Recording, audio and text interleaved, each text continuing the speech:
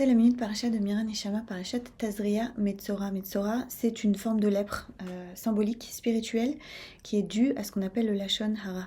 C'est pas un hasard si on lit cette parasha en ce moment, puisque le conte du Homer, ce conte d'une mesure d'un jour, chaque jour qui sépare Pessah de Shavuot, qui est le temps d'un vrai travail sur nos midot, sur nos traits de caractère, c'est un temps de deuil dans la tradition juive.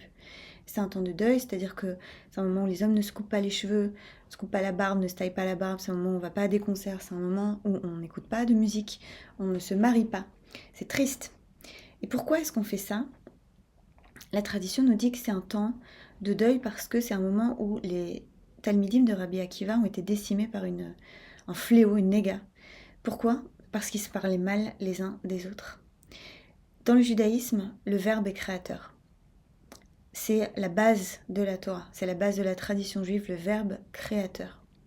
C'est-à-dire qu'on nous dit que par 10 paroles, le monde a été créé, la parole qui crée le monde. L'être humain, il est fait à l'image du divin. Et de même que le divin a un potentiel créateur et aussi un potentiel destructeur, nous, on a un potentiel créateur et aussi un potentiel destructeur. On a nous aussi le pouvoir de détruire à partir de la parole. On le voit, il n'y a qu'à voir les conséquences qu'ont les paroles de propagande dans la violence des actes des êtres humains. Et c'est un temps où on est interpellé, nous sommes appelés à faire attention à notre parole, Lashon Hara. Metzora, on nous dit que dans la tradition juive, il y a un jeu de mots qui dit Motzi Ra. Celui qui sort du mal de sa bouche, il va créer du mal. Et pour le maître chassidique Meor Hanaim, il y a cette inversion-là, c'est-à-dire qu'on enlève à la source de vie à Dieu son ta'anoug, son plaisir qu'il prend dans l'être humain, et alors on change ce ta'anoug, ce oneg, en nega. On change le plaisir en un fléau.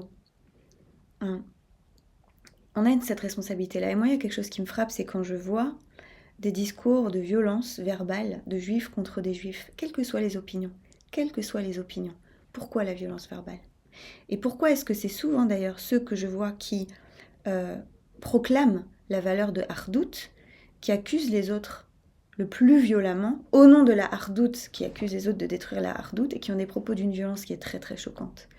Et donc c'est un appel, c'est une interpellation, quelles que soient vos opinions, Est-ce que vous pouvez être celui qui commence par incarner la Hardout? Est-ce que vous pouvez être celui qui commence par surveiller sa parole?